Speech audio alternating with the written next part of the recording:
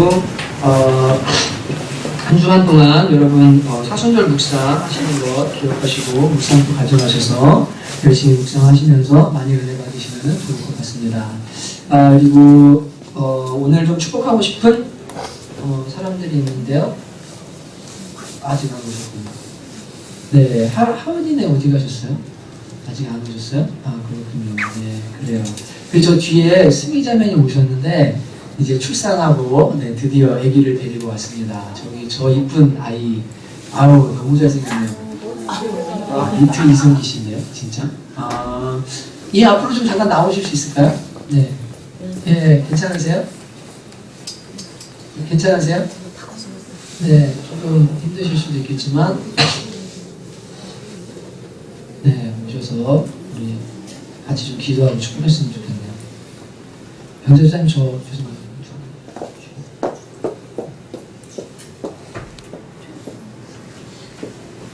봉투만 있어. 네. 머리가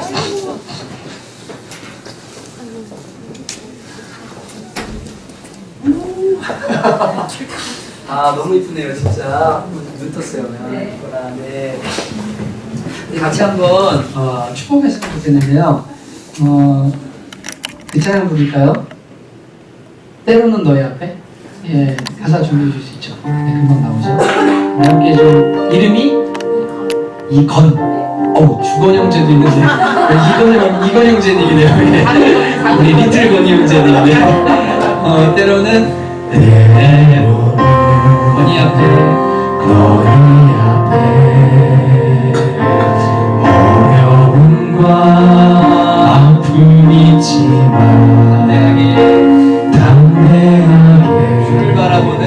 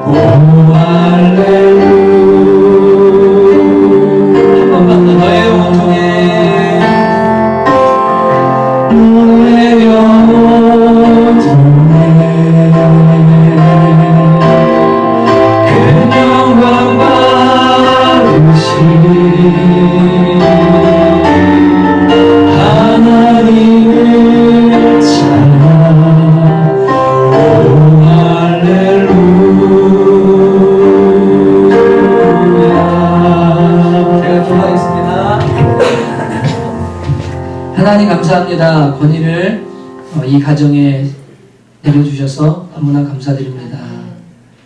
자녀를 놓고 기도하고 하나님께서 생명 주시기를 간구하던 중에 여러 번 아픔이 있었지만 주님께서 귀한 아들을 허락해 주신 것 주님의 선물이요 하나님의 은혜인 줄로 믿습니다. 이 아들을 축복해 주시고 이 아들이 주의 교훈과 훈계로 양육되어서 성령 충만하고 하나님께 쓰임받는 귀한 아들 될 수 있도록 은혜 내려주시옵소서. 먹고 입고 쓰는 것들을 채우실 줄로 믿습니다.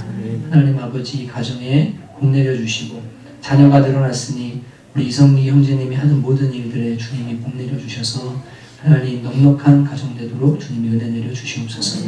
무엇보다 사랑과 평화 가득하게 하시고 특별히 승희자매님이 아이를 양육하면서 항상 기쁨이 넘치도록 은혜 내려주시기 원합니다. 예수님의 이름으로 간절히 기도합니다. 네. 여러분 박수해 주시고요. 진짜 너무 감사한 것 같아요. 이거는 저희가 옷이나 뭐좀 사면 좋은데 현금이 제일 좋은 것 같아요. 그래서 네, 건이 선물이니까 네. 여러분 많이 축복해 주시고 많이 기뻐해 주시면 감사하겠습니다. 너무 이쁘게 생겼네요. 마태복음 5장 10절부터 12절까지 말씀 같이 보시겠습니다. 마태복음 5장 10절부터 12절 말씀.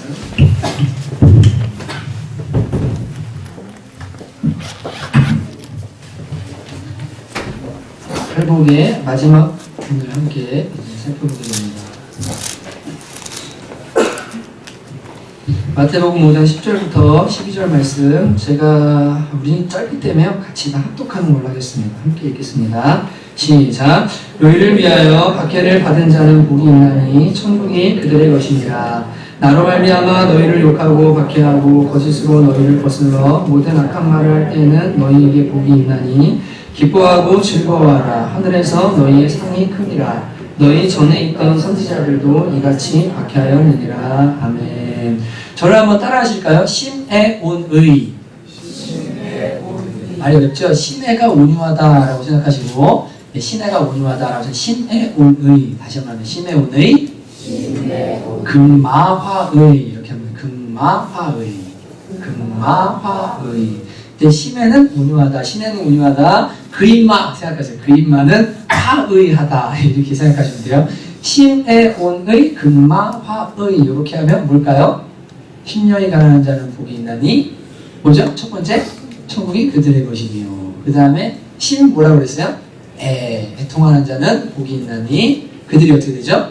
위로를 받을 것이며 온유한 자는 복이 있나니 그들이 땅을 기업으로 받을 것이며 의에 줄이고 목마른 자는 복이 있나니 그들의 배가 부를 것이다. 그리고 또 그 다음 뭡니까? 그거 뭐죠?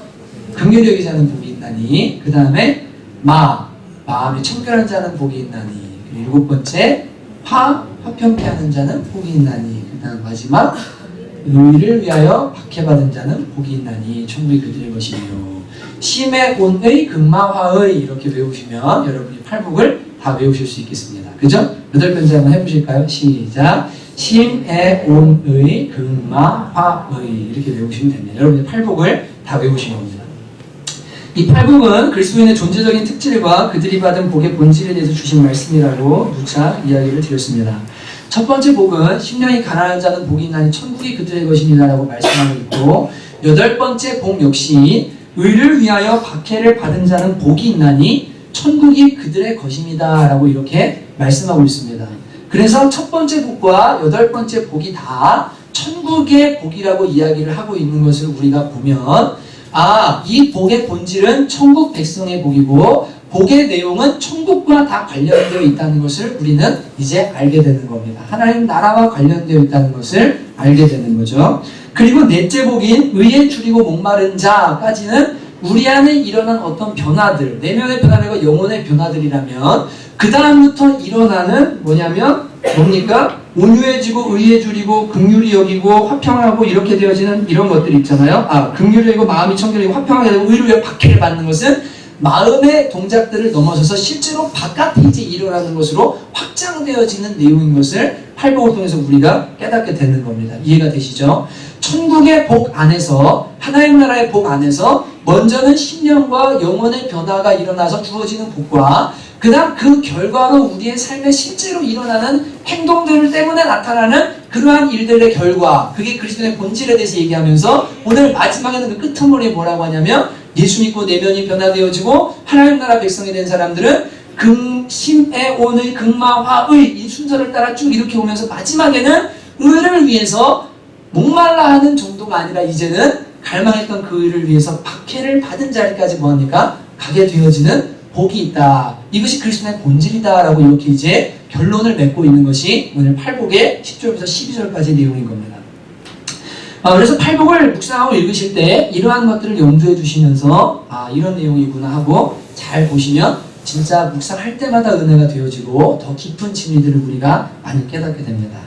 오늘 이제 8번째 복에 대해서 우리가 함께 살펴보게 되는데요. 첫 번째로 우리가 살펴볼 것은 의를 위하여 박해를 받은 자라고 할 때 의를 위하여 라는 말이 무슨 말인가에 대해서 함께 생각을 해봐야 됩니다.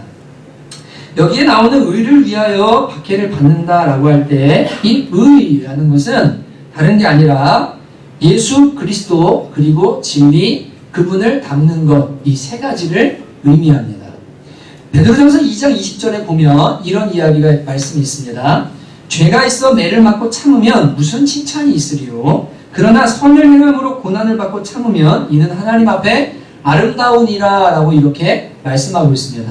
죄를 짓고 자기의 잘못 때문에 매를 맞으면 그것은 칭찬도 없고 아무 유익이 없다는 겁니다. 그러나 정말로 선을 행했는데 거기에 고난이 있다면 거기에는 칭찬이 있고 하나님이 보시기에 아름다운 일이다라고 지금 말씀하고 있는 거예요. 많은 사람들이 내 실수나 성격적인 결함이나 선택에 있어서 판단 미스나 대의, 사람들이 말하는 어떤 대의 있죠. 이거는 우리가 힘써야 될 일이야. 사회적으로 이건 중요한 이슈야. 정치적인 이슈로 이거는 중요해. 라고 하는 이러한 문제들을 가지고 이것 때문에 내가 어떤 박해를 받고 고난을 당하게 될 때 그것이 예수님 때문에 당하는 고난이라고 착각하면서 살아가는 사람들을 많이 보게 됩니다. 그런데 진짜 의를 위해서 고난을 받는다는 것은 뭐냐면 예수 그리스도와 예수의 이름을 가진 것 때문에 그리고 진리 때문에 그리고 예수님을 닮아가는 것 때문에 받는 고난과 박해가 여기 나오는 의를 위하여 받는 고난이지 내가 성격적 문제에서 사람들이랑 부딪혀요. 그래놓고서는 뭐라고 하냐면 이거는 내가 십자가래요. 그건 안 줘도 되는 십자가예요. 본인이 고치면 안 질 수 있는 십자가예요. 그런 건 십자가라고 말하는 게 아닙니다. 내가 선택을 잘못했어요. 그래놓고 어떤 결과가 왔는데 이거 내가 고난, 내가 예수를 따라 박해를 받고 있다고 전혀 아닙니다. 여러분 그런 고난과 박해는 성경이 말하는 의를 위하여 받는 박해가 아닙니다. 어떤 사람이 교회를 열심히 섬깁니다. 설거지가 무조건 아내가 해야 될 일은 아닙니다. 그런데 남편이 벌이를 하고 가정주부로서 집에서 있다면 주부인 사람이 전업주부니까 전업으로 내가 하는 일이 주부니까 설거지를 해야 되겠죠. 설거지를 안 합니다. 청소를 안 합니다. 남편이 박해합니다. 너는 예수 믿는다고 하면서 교회 돌아다니면서 집도 안 치우고 이게 뭐냐라고 막 합니다. 그럼 뭐라고 하냐면 내가 주님 섬기는 교회 섬기는 것 때문에 이렇게 욕먹고 이러고 있다고 착각하지 마세요. 어떤 사람은 교회에서 일하는 일을 가지고 회사로 가지고 가요. 직장 상사가 보고 있는데 거기서 교회를 해요. 그걸 직장 상사가 봤어요. 그리고는 그거를 막 혼을 내요. 그러면 안 된다고 박해해요. 예수 믿는 사람들 일 똑바로 한다고 뭐라고요? 누가 잘못한 겁니까? 자기가 잘못한 겁니다. 그래도 그런 이게 의를 위하여 박해받는 거라고 착각하면서 지금 살아가는 거예요.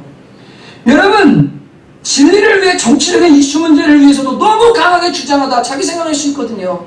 그러다가 사람들이 박해요. 그게 전부 다 예수님 때문에 의를 위해 받는 박해야 라고 착각하면서 혼자 그거를 막 즐기고 묵상하고 이렇게 하는 사람들 많이 봅니다. 이것은 의를 위한 것이 아닙니다. 주님 분명히 말씀하셨어요. 무엇을 하든지 주님을 위해서 해라. 일을 하든지 가정일을 하든지 무엇을 하든지 하나님께 하듯 해라. 그러면 그것이 너희가 받으시는 예배가 된다. 하나님이 원하는 건 그거고 우리의 삶에서부터 뭐합니까? 하나님을 잘 섬겨야 되는데 방향을 잘못 설정해놓고서 뭐하냐면 내가 지금 십자가 지고 있고 고난받고 있고 박해받고 있다고 하는 거예요. 이건 의를 위한 박해가 아닙니다. 11절 초대에 보면 의를 위하여 박해를 받는다라는 이야기를 주님께서는 나로 말미암아라고 풀어서 설명해주고 계십니다.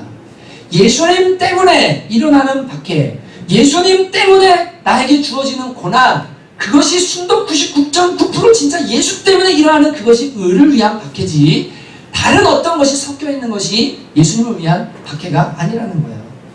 예수님을 가졌기 때문에 진리 때문에 그리고 그리스도를 닮고자 하는 삶과 태도들 때문에 고난이 다가오고 박해가 다가온다면 의를 위하여 박해를 받는다는 말입니다. 고난은 그냥 좀 이렇게 어떤 아픔들일 수 있습니다. 박해는 육체적인 해까지 다가오는 걸 우리는 박해라고 말합니다. 고난보다 박해가 좀 더 강한 겁니다.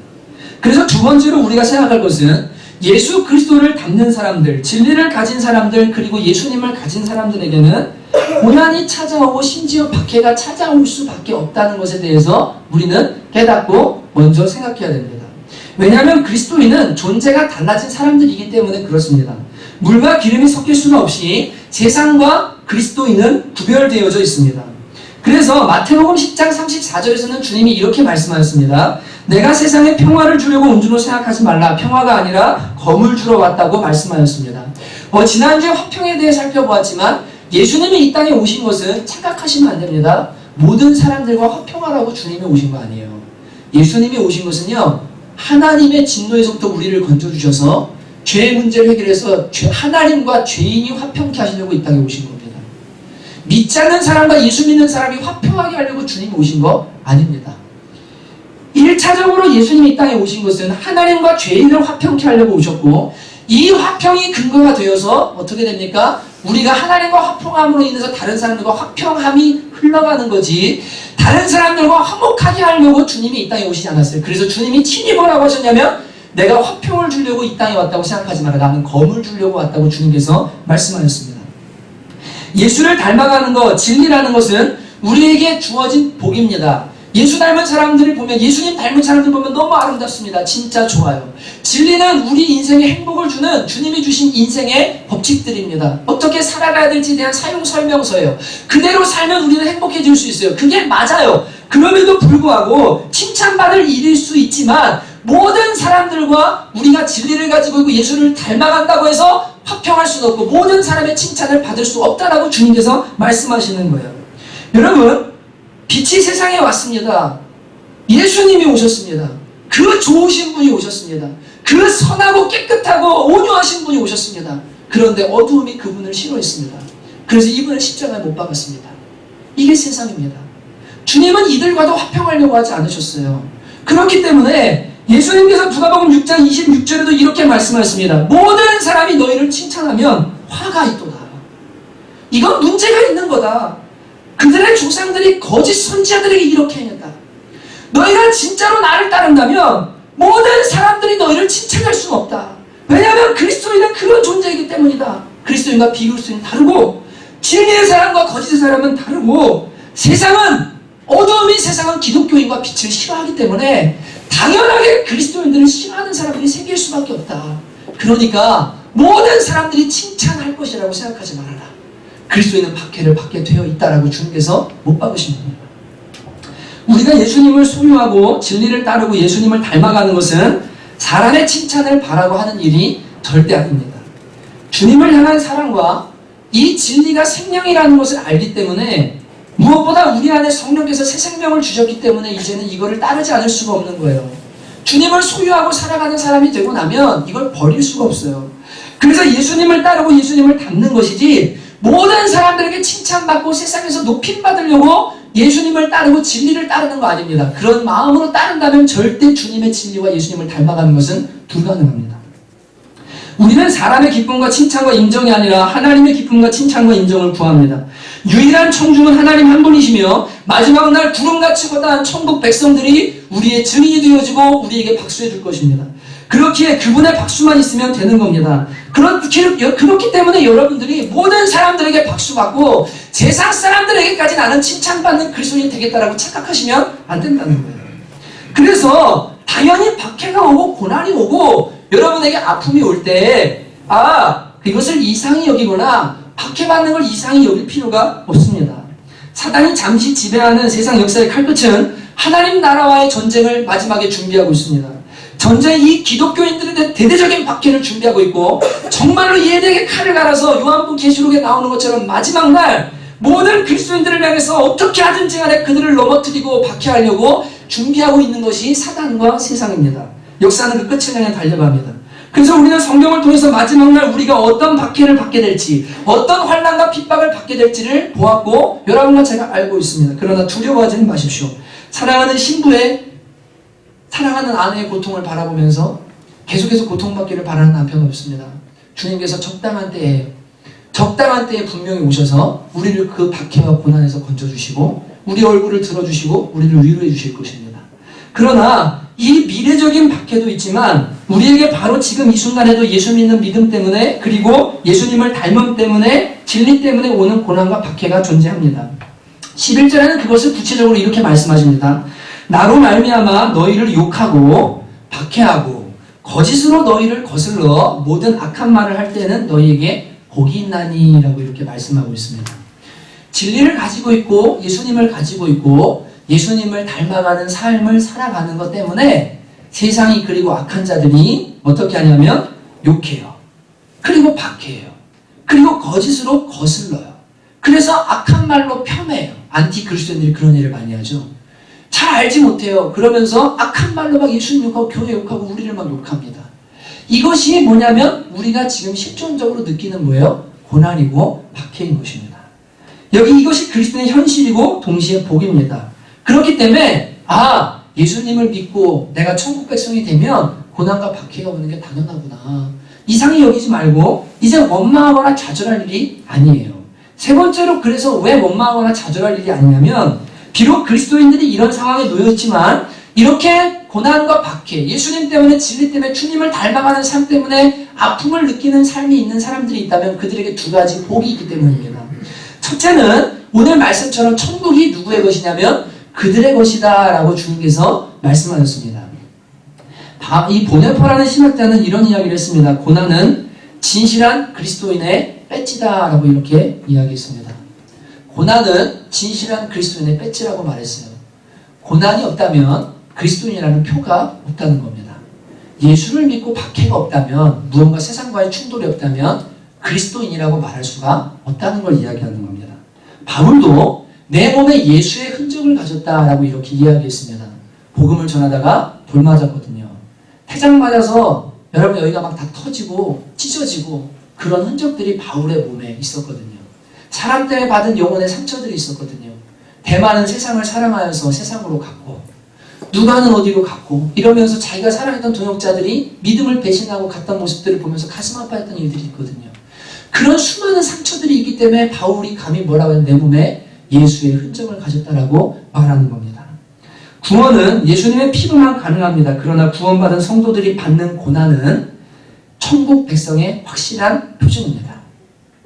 여러분과 저에게 예수님을 따르는 것 때문에 그리고 진리 때문에 예수님을 닮아가는 것 때문에 오는 아픔과 고난이 있다면 그것은 내가 지금 주님을 잘 따르고 있고 내가 지금 하나님의 백성이 되었다는 분명한 증거이고 고난의 이 천국 백성의 배지인 거예요. 그렇기 때문에 고난이 오는 것은 내가 천국에 들어간 사람이 맞구나. 감사하구나. 내가 이게 증거구나. 라고 이렇게 생각을 하라고 주님께서 말씀하시는 겁니다. 또 두 번째로 왜 원망하고 좌절할 일이 아니냐면 하늘의 상이 크다고 말씀하십니다. 상이 크다라고 말씀하십니다. 예수님 때문에 박해를 받고 예수님을 닮아가고 진리 때문에 고난당하고 아픔을 당하면 하늘의 상이 크다라고 이렇게 주님이 말씀하십니다. 여러분 어떤 사람들 하늘에 상급이 없다고 말하는데 말이 안 됩니다. 왜냐하면 히브리서에 보면 예수님도 고난 뒤에 영광을 바라보시고 십자가를 참으셨다고 말씀하셨습니다.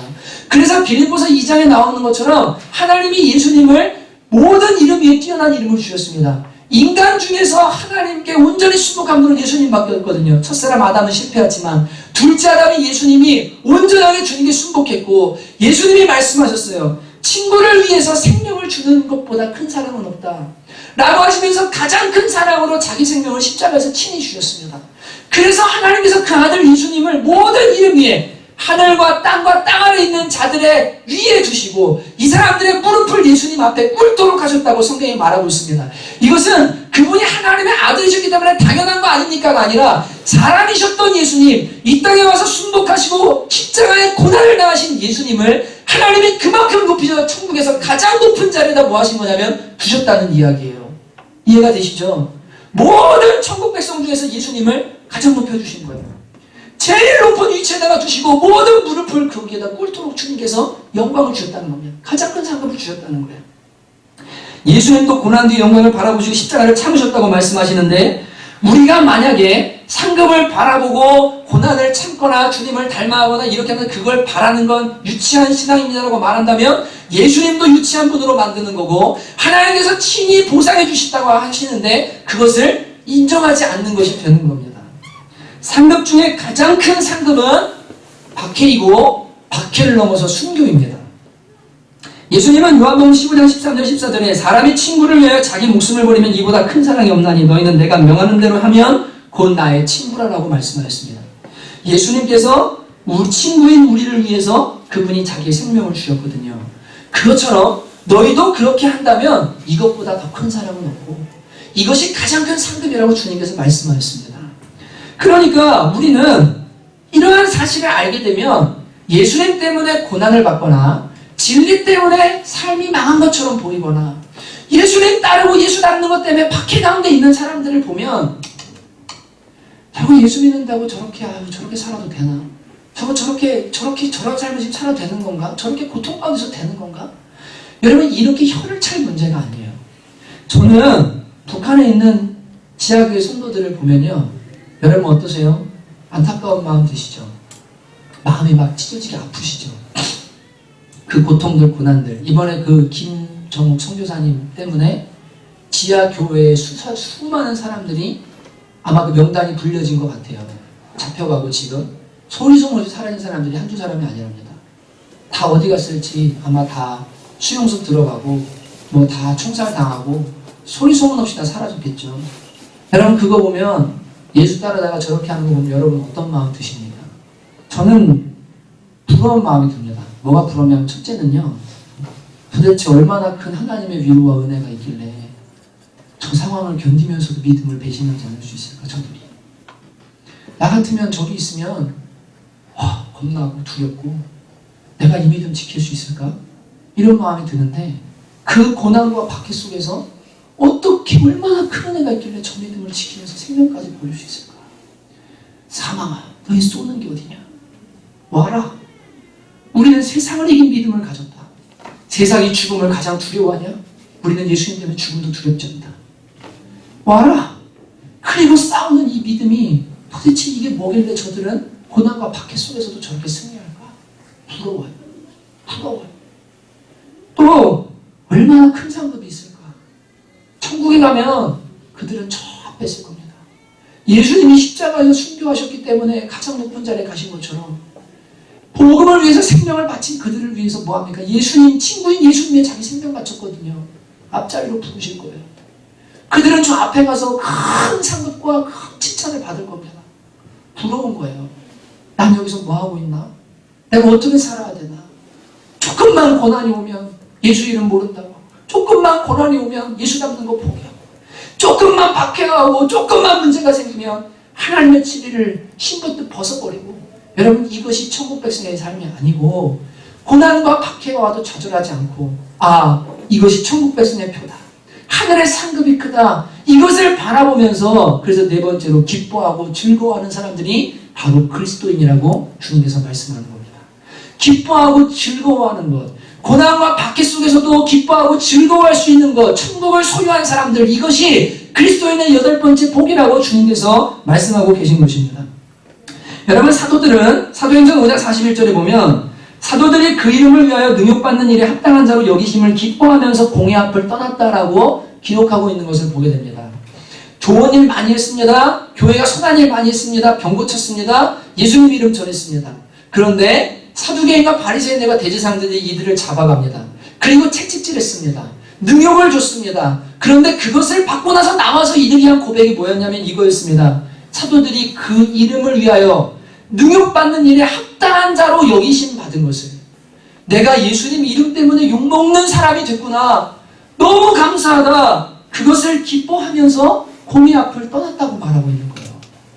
이게 천국 백성인 거예요. 이게 그리스도인인 거예요. 그런데 여러분 매 맞고 채찍질 당하고 고난과 박해 가운데 있으면서 잘못한 것도 없는데요. 기뻐한다. 미친 거 아닙니까? 우리는 그냥 이거 미쳤다고밖에는 말 못합니다. 내 맞았는데 막 기뻐해요. 정신이 나간 거죠. 여러분 내 맞았는데 박해받을 수 있는데 기뻐했다는 이것은 쉽지 않은 일입니다. 미치지 않고는 불가능한 일입니다. 그래서 여러분과 저에게 이 그리스도인의 삶, 의를 위하여 박해를 받은 자는 복이 나니 천국이 그들의 것이고 기뻐하고 즐거워하라라는 이 삶이 우리에게 이루어지려면 두 가지가 우리에게도 필요합니다. 첫째는 성령의 능력이 우리에게 필요합니다. 여러분 사도들이 5장 41절에 나오는 것처럼 채찍질 당하면서도 그 이름 때문에 욕먹은 것을 기뻐할 수 있는 것은 다른 이유가 없었어요. 이들이 처음에 오순절에 임한 성령의 임재를 경험하고 교회가 처음 생겼을 때는 좋은 일만 가득했습니다. 손 얹으면 병이 나요. 사람들이 막 3,000명씩 회심해요. 교회가 막 순식간에 부흥이 돼요. 사람들이 막 부러워하고 두려워해요. 그런데 점점 세력이 커지니까 박해가 다가와요. 고난을 주기 시작해요. 그래서 한 번은 안전뱅이를 일으켰는데 요한복음 3장에 성전 앞에 안전뱅이를 일으켰는데 그것 때문에 잡혀가서 신문을 받습니다. 그리고 나와서 이들이 뭐 했냐면 고난과 박해가 다가왔을 때 이들이 뭐 했냐면 사도행전 3장 29절 이렇게 말합니다. 기도합니다. 주여 이제도 그들의 위협함을 굽어보시고 또 종들로 하여금 담대히 하나님의 말씀을 전하게 하여 주시며 손을 내밀어 병을 낫게 하시고 표적과 기사가 거룩한 종 예수 이름으로 이루어지게 하옵소서 하더라라고 말하고 있습니다. 이들이 첫 박해를 받고 나서 그들이 한 건 뭐였냐면 하나님 저희가 이것 때문에 두려워하지 않게 해주시고 담대하게 주님을 말할 수 있게 해주시고 이 진리의 길을 걸어갈 수 있도록 능력을 부어주시기 원합니다. 모여서 한 마음으로 기도하기 시작할 때 터가 진동하고 땅이 진동하면서 하나님의 성령이 그 자리 가운데 임하셔서 그 다음에 오는 더 큰 박해, 그 다음에 오는 더 큰 박해, 심지어 죽음이 다가와도 뭐예요? 와라! 우린 이길 수 있다. 고난 가운데 기뻐할 수 있다. 그리고 결국은 사도들 다 순교한 거예요. 교회가 비로소 이 복음을 증명한 거예요. 여러분, 성령의 능력이 아니고는 고난과 박해가 올 때 우리가 이길 수 있는 능력이 없습니다. 여러분, 성령의 능력을 어떻게 하면 받습니까? 기도해야 됩니다. 기도해야 됩니다. 기도 한마디 안 하는 그리스도인들이요, 너무 많아요. 그러니까 시험이 오고 고난이 오면, 아까 찬양했죠. 육의 생각은 사망이요, 영의 생각은 생명과 평안이라. 육신의 생각에 사로잡혀서 사망을 맺고 분열을 맺고 싸움을 맺고 지금 삶이 망가지고 있는데 기도하지 않으니까, 여러분, 하나님의 성령의 능력을 구하지 않으니까 넘어지고 마는 거예요. 고난에 넘어지는 거예요. 박해는 고사하고 조그만 시험만 오면 그냥 쓰러져 버리고 마는 거예요. 어떻게 밥을 안 먹고 사람이 강해질 수가 있어요? 말씀을 읽어야죠. 어떻게 숨 쉬지 않고 사람이 살 수가 있어요? 기도가 호흡이면 기도해야죠. 여러분, 기도하지 않고 어떻게 성령의 능력을 구하고 이 마지막 때 이 환난의 시대에 어떻게 주님의 이름을 가지고 이 박해를 견뎌내며 살 수 있는 사람이 될 겁니까? 다른 방법이 없습니다. 여러분, 그냥 저 기도하는데요 라고 하고 얼버무리고 넘어가지 마세요. 하루에 10분, 20분, 30분 시간을 쪼개어서 진지하게 마음을 드리고 주님의 은혜를 구하면서 주님과 동대하는 시간이 여러분에게 있는지, 그 성령으로 충만하게 되려는 마음이 여러분에게 있는지, 여러분, 이거 확인하셔야 됩니다. 이거 없으면요 절대로 박해에서 못 이겨요. 다 넘어집니다. 사단이 볼 때 넘어뜨리려고 안 해도 이미 넘어져 있는 사람이 있어요. 그냥 이 사람이 일어나지만 못하게 하면 돼요. 가만히 있어, 기도하지 마. 너는 그냥 가만히 있어. 너는 우리나라에 아무 해도 안 끼치는 사람이야. 그냥 그냥 그대로 살아. 일어나려고 하면 사단이 계속 공격합니다. 교회가 일어나려고 하면 사단이 계속 공격합니다. 교회가 기도하려고 하면 계속 공격합니다. 왜냐면 일어나면 큰일 나거든요. 그래서 에베소 6장 10절에 영적 전쟁을 말할 때 서서라는 게 전쟁입니다. 서서 진리의 띠를 띠고 서서가 전쟁입니다. 영적으로 서지 않으면 절대로 사단과 싸워 이길 수 없고 고난과 박해에서 우리가 승리할 수가 없습니다. 그렇기 때문에 기도해야 돼요. 말씀 읽어야 돼요. 영적으로 깨어나야 돼요. 그리고 성령의 능력을 받아야 돼요. 그래야만 여러분이 고난과 박해에서 뭐예요? 기뻐하고 즐거워하시는 사람들로 이 그리스도의 삶을 살아갈 수가 있게 되어지는 거예요. 두 번째로는요, 주님의 사랑이 필요합니다. 지난주 금요 기도회에 이제 제 아내가 금요 기도회를 섬깁니다. 근데 이제 제 아내는 설교를 배우거나 또 어떤 설교자로서 훈련을 받은 사람은 아닙니다. 설교를 들으면서 이제 고민을 많이 하거든요. 진짜 주님을 향한 그 마음을 제가 알고 기도에 대한 하나님 주시는 은사가 있구나라는 게 느껴져서 기도회를 좀 인도를 해주기를, 그리고 중보 기도회도 이제 하고 있잖아요. 그래서 제가 아내이기 때문이 아니라 기도에 하나님의 부르심이 있구나라는 거를 오랫동안 10년 동안 결혼 생활뿐 아니라 청년 때부터 보면서 느꼈기 때문에 기도 사역을 이제 해주기를 바라는 마음으로 금요기도회를 위임을 했어요. 2주가 됐습니다. 그 전주는 첫 주니까 저도 부담이 되고 아내가 저를 보면 얼마나 부담이 될까. 그리고 이제 혼자 기도했고 집에서 제 아내가 이제 이번 주에 말씀을 준비를 해서 열심히 말씀을 전하는 거예요. 근데 이제 삶을 제가 아니까 은혜가 되고 제 마음에도 말씀을 들으면서 참 이렇게 큰 울림들이 많이 있었습니다. 그런데 저는 이제 설교자잖아요. 그리고 설교를 16살 때 중고등부 아이들한테 첫 번째로 설교를 하고 유초등부에 대한 설교를 하면서 아버지 교회에서 계속 설교에 대한 마음을 가지고 설교 사역을 위해서 살아오는 사람이기 때문에 설교에 대한 책이 나왔다, 어떤 유명 교수님이 썼다 그러면 정말 안 읽어본 책이 없어요. 설교를 잘하고 싶어서.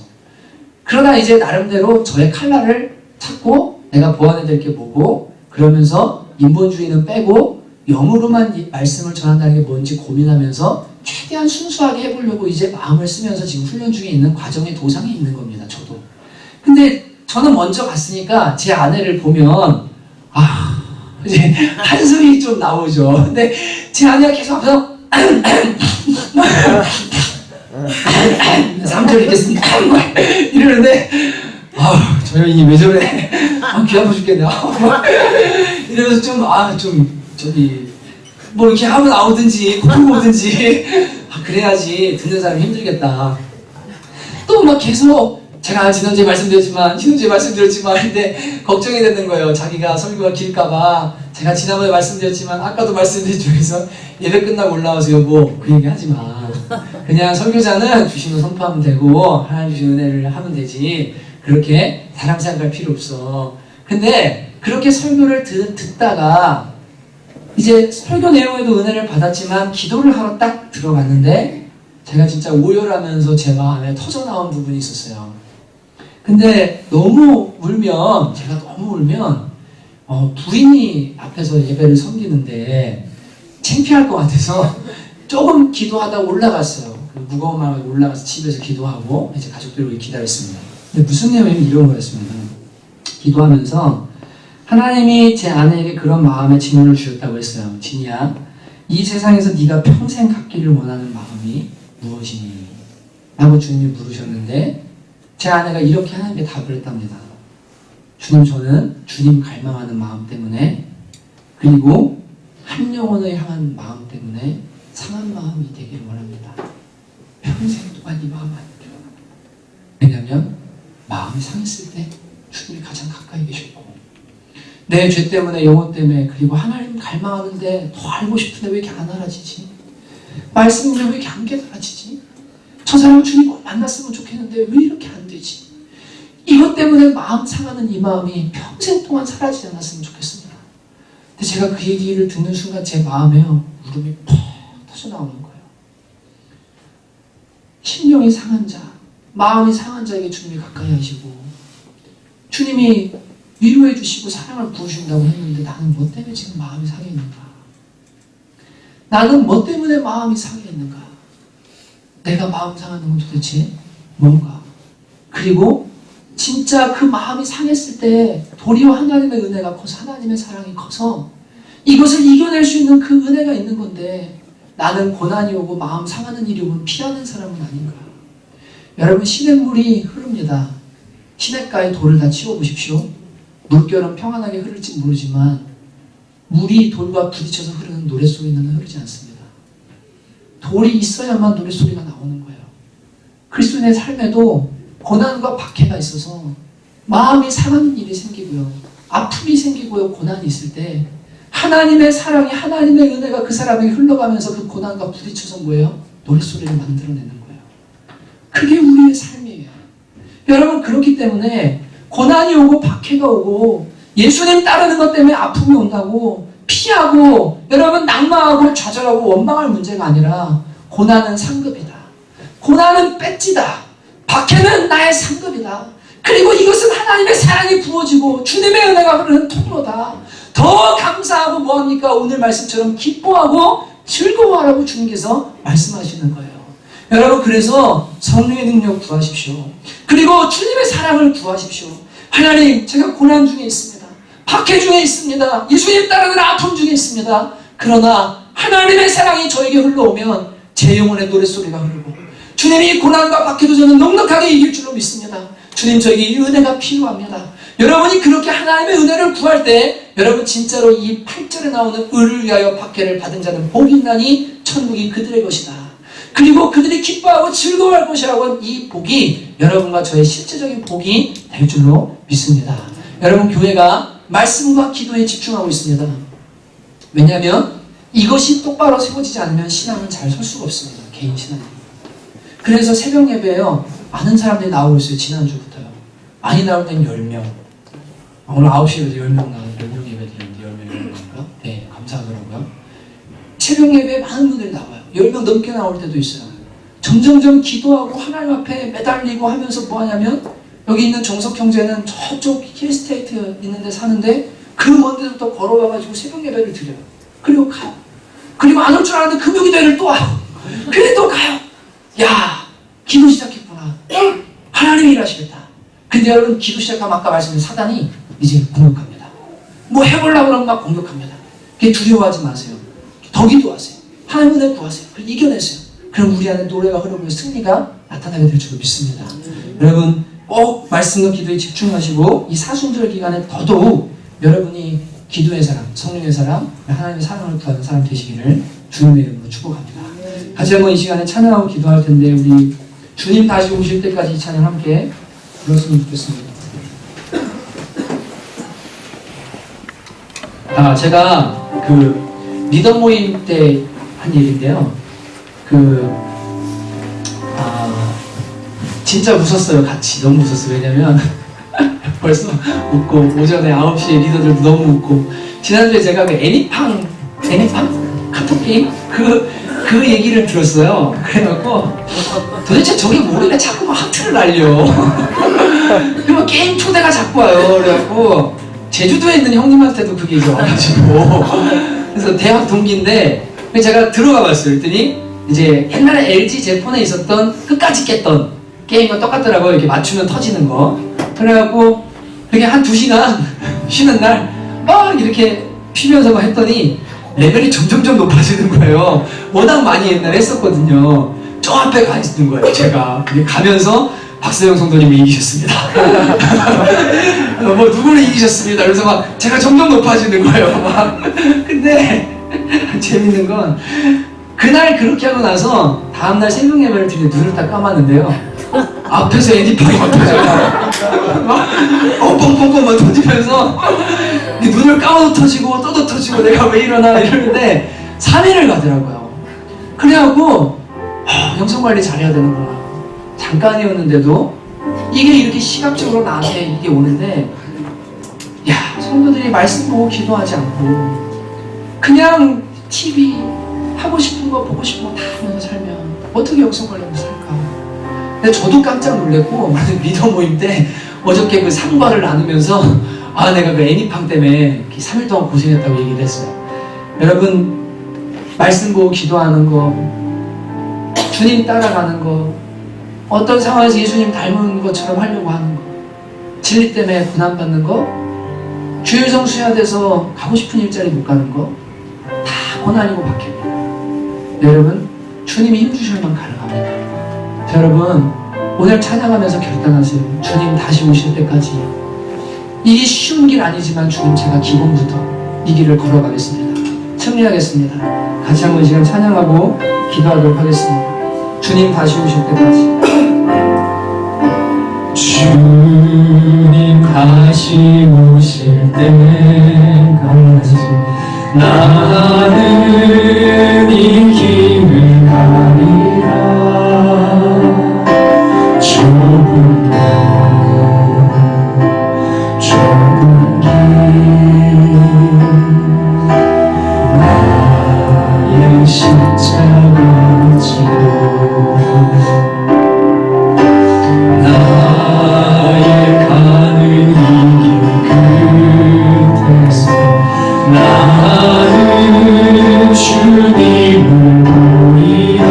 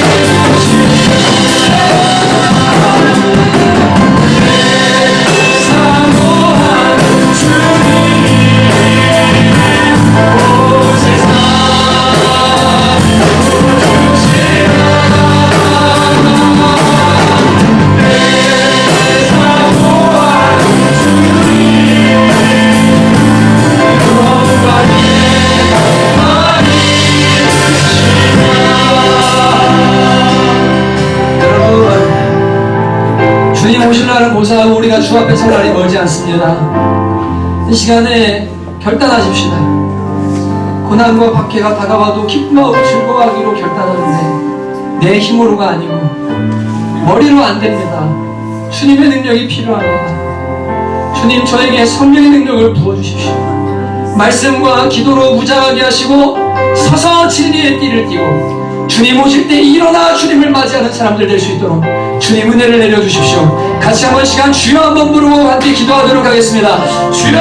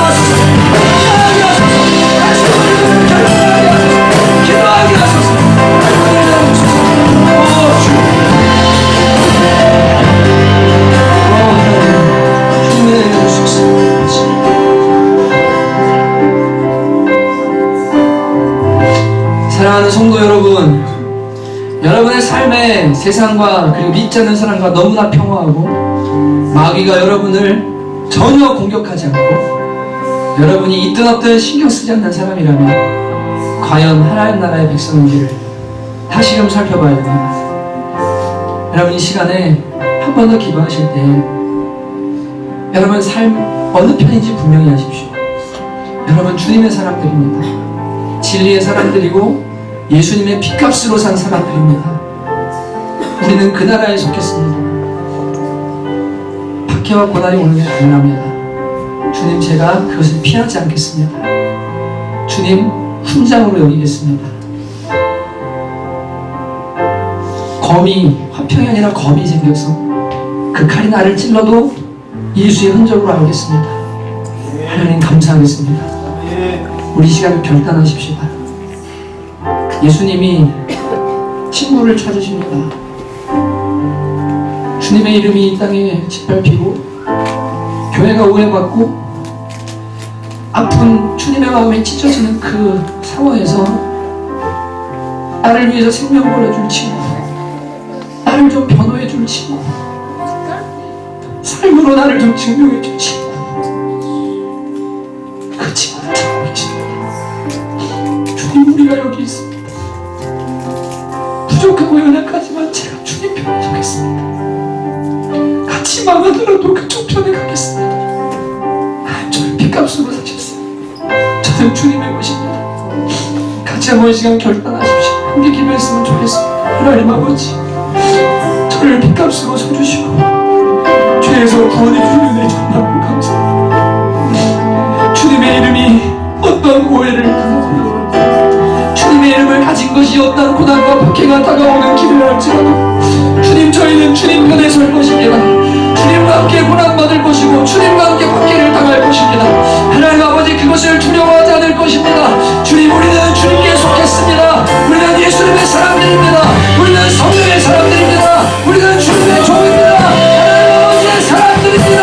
주님, 우리를 불쌍히 여기시고 하나님의 어를 찬양하며 어느 순간으로 어느 사람들인지 어디에 속한 백성들인지 분명히 알 수 있도록 세상과 하고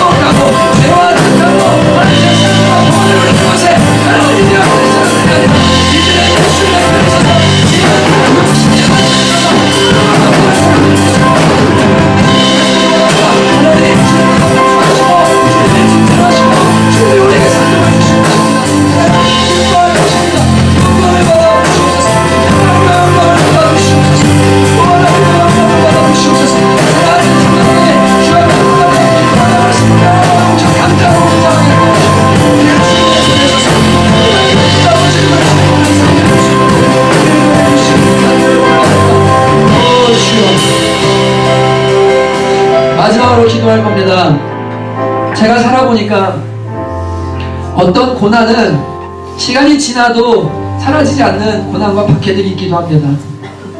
아까 시냇물 말씀드렸지만 처음에는 센 고난이 다가오면 아파서 못 견딥니다. 근데 물이 계속 흐르면 이끼가 끼고요. 거기에 부드럽게 되면서 이제 아무렇지 않게 아름다운 노랫소리가 흐르는, 고난이 있기 때문에 내 삶이 더 아름답게 주님의 찬양이 흐르는 사람들로 우리가 바뀌어갑니다. 여러분의 삶에 예수님을 따르는 것 때문에 고난과 박해가 있을 수 있습니다. 그러나 여러분, 그것이 당장 사라지지 않아도 시간이 지나면 이제는 그 고난과 박해가 나에게 아무렇지 않고 내가 그것을 끌어안고 노래를 할 수 있는 그런 영적인 강장, 우리가 자라나게 되는 줄을 믿습니다. 여러분, 조금만 견디십시다. 그리고 주님의 은혜를 구하십시다. 하나님께서 여러분의 삶을 통해 아름다운 노래를 사람들에게 듣게 하실 겁니다. 이렇게 기도합시다. 주님, 제 삶에 고난이 있습니다. 박해가 있습니다. 주님 따르려고 하는데 아픔이 있습니다. 그러나 주님 감사합니다. 주님의 은혜가 이제 아무렇지 않게 이것을 받아들이고 노래가 되도록 만드실 것이기 때문입니다. 같이 한번 그렇게 믿음으로 선포하고 감사하고 고난을 감사하면서 한번 기도했으면 좋겠습니다. 기도합시다. 하나님 아버지, 저희의 삶에 이해가 안 되고 내가 가져다 놓은 돌덩이도 아닌 고난이 내 삶에 자리하고 있을 때가 많이 있습니다. 그래서 아프고 없으면 좋겠고 막히고 거스르고 거치고 하나님 힘든 일들이 자꾸만 일어날 때도 있지만 주님, 그러나 주님, 제가 주님을 따르고 하나님을 따르는 길을 포기할 수 없습니다. 주님, 그 삶의 고난이 내 안에 다가오고 그것이 자리하고 있고 없어지지 않지만 주님의 은혜가 흐르고 주님의 사랑이 흐르면 그것은 노래가 될 것이고 하나님으로 나에게 이제는 품을 수 있는 역사가 일어날 것이고 고난과 박해를 아무렇지 않게 기뻐하며 즐거워하며 감당하는 사람들로 우리가 변화될 것입니다. 주님, 그렇게 우리를 변화시켜 주시옵소서. 주님의 능력이 필요합니다. 성령님의 도우심이 필요합니다. 예수님의 사랑이 필요합니다. 하나님의 주권을 믿는 믿음이 필요합니다. 사면하니 우리와 함께 계신 것을 믿게 하여 주시고 고난과 박해 속에서도 주님을 의지하고 그 하나님을 바라보며 승리하는 성도들 될 수 있도록 도와주시고 하나님의 위로와 하나님의 사랑이 넘치도록 주님께서 붙들어 주시옵소서. 오 하나님, 끌어안게 하시고 끝까지 승리할 수 있도록 주께서 은혜 부어주시기를 간절히 원합니다. 주님 감사합니다. 주님 말씀해 주시옵소서. 하나님, 예수 믿음은 그냥 고난이고 박해라는 등식이 성립되는 것을 저희가 알기 원합니다. 그리고 두려워하지 않게 하시고 하나님이 주관하시고 성령님이 도와주시고 예수님이 사랑 부어주셔서 우리는 반드시 이길 수 있다는 믿음 가지게 도와주시고 고난과 박해에 좌절하고 넘어지는 사람들이 아니라 기뻐하며 즐거워하는 사람들이 될 수 있도록 은혜를 내려주시옵소서. 사랑하는 성도 성도들의 삶에 하나님이 손으로 붙들고 계시며 우연은 없고 어떤 고난과 박해가 있다 할지라도 주님께서 선으로 바꾸실 줄을 믿습니다. 주님을 사랑하는 마음 변치 않도록 은혜 내려주소서. 예수님의 이름으로 기도합니다. 아멘. 여러분 다 일어나셔서 하나님의 사랑을 사모하는 자 찬양하고 축복할 텐데 먼저 우리 누구죠? 아니 우리 주건 형제님 시상을 하진 않았는데요. 탁구 대회를 했는데 이제 1등을 했습니다. 진짜 잘 쳐요. 그리고 참 겸손하고 또 너무 귀한 형제인데 정말 우리 1등이에요. 그래서 여러분 앞으로 제가 지금 타 교회 탁구 대회를 생각을 하고 있어요. 그래갖고 내보내서 그 교회의 난로 이런 거 걸고 해가지고 이렇게 나오면 어떨까? 우리 2층에 난로 없는데 막 그런 생각도 해보고 근데 우리 주건 형제 1등 했는데 박수 좀 해주시면 되겠습니다. 그리고 중급은 아니고 중급에서 이종근 집사님이 1등 하셨거든요. 이종근 집사님이 중급에서 1등 하셨는데 허리가 아프셔서 원래는 상급에 올라오셔야 되는 분인데 중급에서 1등을 하셨어요. 박수 좀 한번 해주시면 좋겠습니다. 제가 좀 한 번 더 축복하고 싶은 분이 아까 허튼 마음이 싹 올라왔었는데 저 뒤에 계신다. 저 선주자매님. 네. 올해 방황을 끝내시고 이제 네 선주자매님 방황은 아니고 진짜 이렇게 너무 오랜만에 함께 예배를 하시게 됐잖아요. 박수 한번 환영해 주셨습니다. 다음 축복할까요? 하나님의 사랑을 사모하는 자 같이 손 펴시고 좌우에 바라보시면서 가족들 인사하고 같이 축복합니다. 진짜 눈을 바라보면서 마음을 다해서 찬양합니다. 하나님의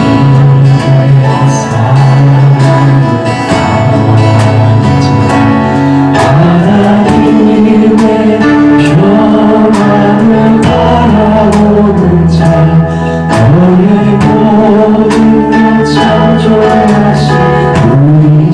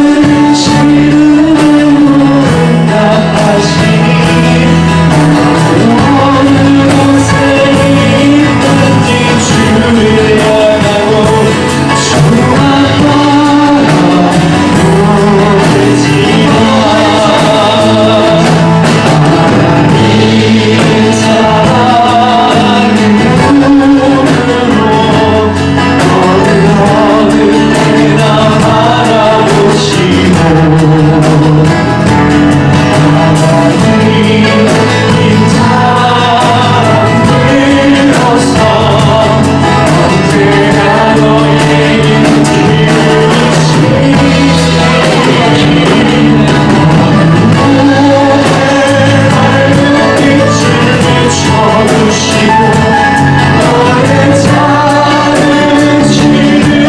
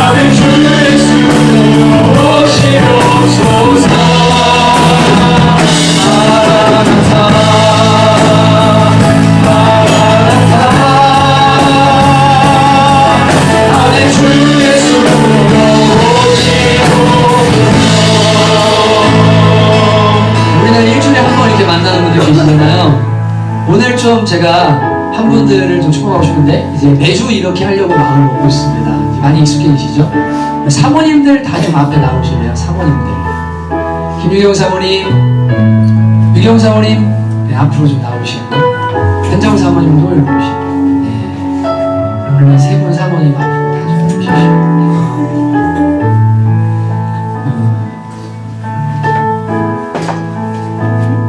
이제 사모는요 참 괴로운 자리입니다. 그죠? 잘하면 아무 말 없고 못하면 욕 먹고, 네, 잘해도 그냥 그렇고 그런 자리가 사모의 자리고, 또 우리 교회 환경이 박정호 사님은 사업을 하면서 또 사역을 하시고 그것이 하나님의 나라를 이루는 중요한 사역이기 때문에 또 유경 사모님의 기도가 많이 필요합니다. 현정 사모님도 이제 기록 권사님 사역하면서 참 대전도나 여러모로 쉽지 않은 길인데 이 길을 걸어갑니다. 제 아내도 저랑 같이 십자가의 길을 가기로 결정하고 이제 부부는 하나잖아요. 다 똑같은 길을 걸어가는 목회자들, 사역자가 똑같은 사람들이거든요. 여러분의 때로는 위로와 축복이 많이 필요합니다. 너무너무 여러분에 감사하고 우리 사모님들을 사랑해 주시고 그래서 감사한데 이제 이렇게 순차적으로 다음 주에는 어떤 목장 이렇게 축복을 하려고 그래요. 그래서 사모님들 먼저 좀 여러분 축복해 주시면 좋겠는데 한번 기도해 주셨으면 좋겠어요. 성령으로 충만하게 해주시고 기도의 사모들이 되게 해주십시오. 무릎 꿇는 사모들이 되게 해주십시오. 진짜로 교회 어미들이 되게 해주십시오. 같이 한번 이 시간 기도하고 제가 기도하고 축도하고 예배를 펴도록 하겠습니다. 기도합니다. 하나님 아버지, 주님께서 우리 교회에 귀한 사역자들을 세워주셨습니다. 하나님 전도사님들을 세워주셨습니다. 부족한 저를 목회자로 불러주셨습니다. 그리고 하나님 아내들과 함께 이 귀한 사역들에 동참할 수 있도록 은혜를 주셨습니다. 11시에 전도사님과 사모님이 찬양하는 거, 5시에 우리 또 기름 전도사님과 사모님이 찬양하는 거, 함께 사역하는 모습들을 보면 얼마나 감사하고 아름다운지 모릅니다. 주님 한마음이 되어지고 모두가 하나가 되어지고 연합하여서 주님의 사랑을 이루고 아버지의 나라를 이루는데 끝까지 아버지는 동역자가 되게 하시며 삼겹줄은 쉽게 끊어지지 않는다고 주께서 말씀하셨으니 하나님의 이세 사모님이 기도하고 성도들을 위해 기도하고 축복하고 아버지와 남편들을 위해 기도하며 교회를 위해 기도하는 기도의 어머니가 될 수 있도록 도와주시기를 간절히 원합니다. 기도의 물을 끓게 하시고 힘들고 고된 길을 걸어가는 그 길에 날마다 기쁨과 즐거움이 넘치게 하나님 도와주시고 영혼들을 위한 기도가 끊이지 않는 사모 아버지를 위해 교회를 사랑하고 교회를 위해 생명들을 위한 사모님들 낼 수 있도록 주께서 은혜를 내려주시기를 원합니다. 주님 위로하여 주시옵소서. 항상 주님께서 함께 주님 역사하실 줄 믿습니다. 주님 감사합니다. 주님 충만케 해주시기 원합니다. 이제는 우리 주 예수 그리스도의 은혜와 하나님 아버지 아들을 내어주신 극진하신 사랑하심과 성령의 내주하시고 교통하시며 충만케 하시는 역사가 고난과 박해의 삶의 현장으로 돌아가는 귀한 주님의 자녀들 머리머리